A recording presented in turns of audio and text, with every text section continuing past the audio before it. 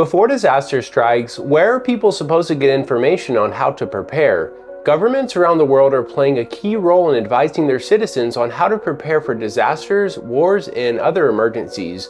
But what's interesting is how these recommendations differ from country to country, often reflecting cultural values and political systems. In this video, we're diving into how various nations guide their citizens to be ready for emergencies and how the US stacks up. Which country provides the best advice? Which ones fall short? And what can we learn from these global approaches? Let's get started.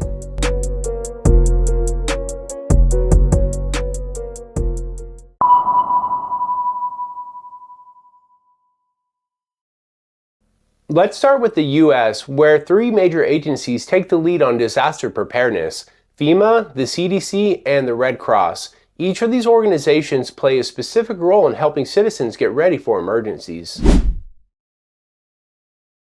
FEMA's famous 72-hour rule is a key part of their guidance. They emphasize having enough food, water, and supplies to last at least 3 days.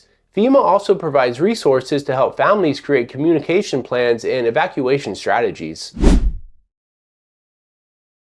The CDC takes a health-focused approach. They make sure citizens are prepared with prescription medications, first aid kits, and tips for disease prevention. It's all about staying healthy during a crisis.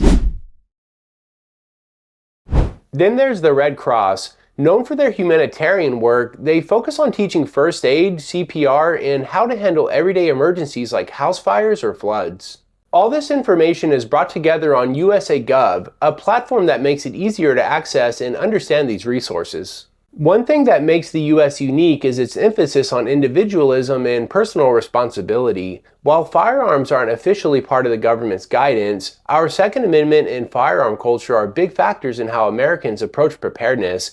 This contrasts sharply with what we'll see in other countries.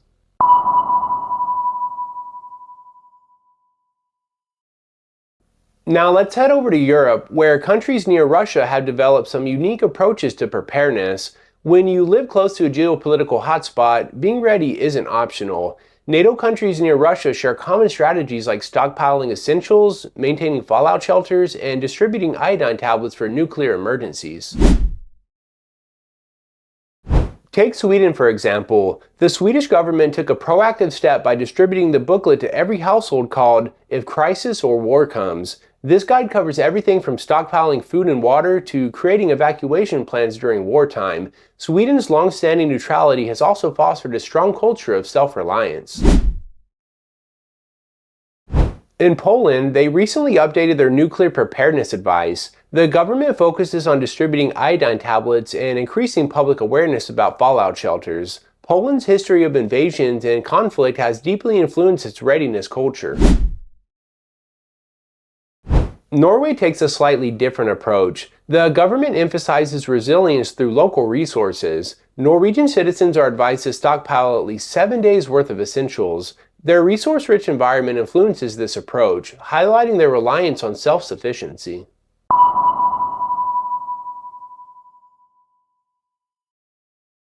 Let's shift gears to BRICS nations: Brazil, Russia, India, China, and South Africa. These countries often focus on large-scale civil defense and drills rather than individual preparedness. In Russia, for example, public drills and fallout shelters are a major part of their approach. However, guidance for personal stockpiling is vague at best. This reflects Russia's pride in national defense and their emphasis on group readiness. China, on the other hand, takes a collectivist approach. Their disaster response infrastructure is highly developed, but individual responsibility isn't emphasized. For many Chinese citizens, preparedness is seen as a duty to the state rather than a personal necessity. And then there's South Africa. Natural disasters like floods and droughts are their primary concerns. Unfortunately, limited government resources means that community-level efforts often have to fill in the gaps.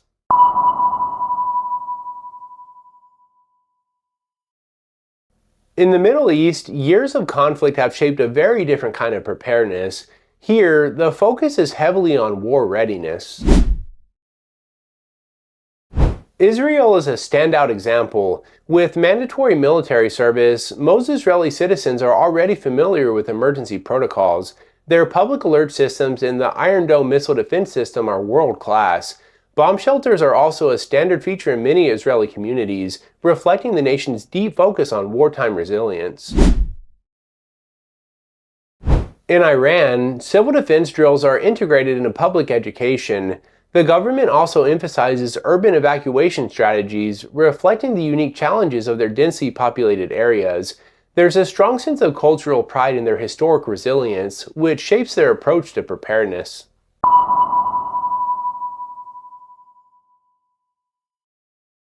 The Asia-Pacific region is home to some of the world's most disaster-prone areas, so it's no surprise that preparedness here is all about natural disasters.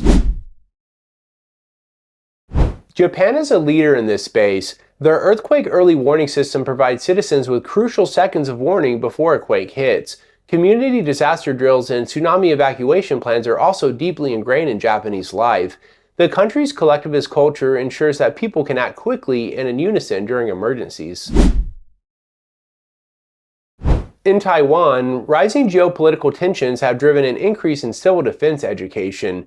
Citizens are encouraged to stockpile essentials and stay ready for both natural disasters and potential conflicts. Taiwan's unique political situation makes this dual focus especially important. New Zealand, meanwhile, focuses on community-led disaster response. Households are encouraged to have at least 7 days' worth of supplies. Their strong sense of community and isolated geography shape their preparedness strategies.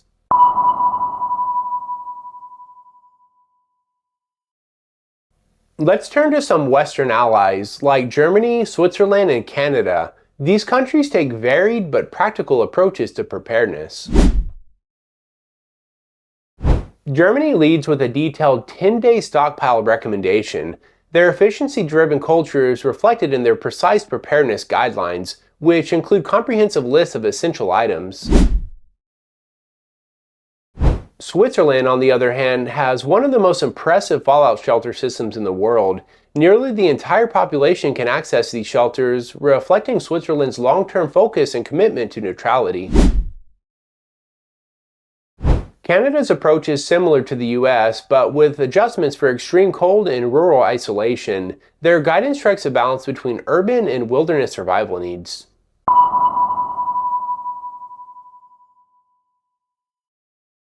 So how does the US stack up?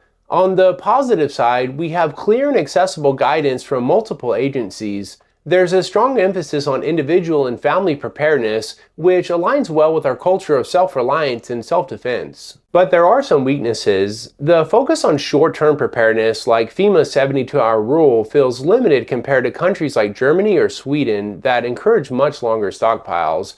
And while the guidance is available, it's not widely promoted to the public. In fact, the government often views preppers with disdain, dismissing us as conspiracy theorists or extremists. On top of that, there's limited guidance for nuclear-specific scenarios despite the growing global tensions.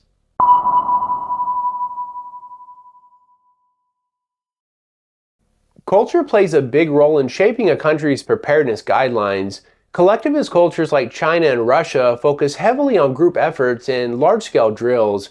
Meanwhile, individualist cultures like the US and Canada emphasize personal responsibility and self-reliance. In conflict zones like Israel and Iran, wartime readiness is a top priority, while in natural disaster zones like Japan and New Zealand, evacuation and disaster response systems take center stage.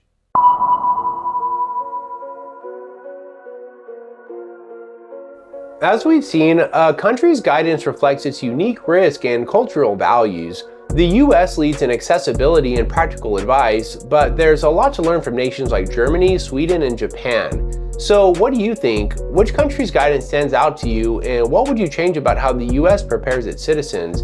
Let's discuss in the comments below.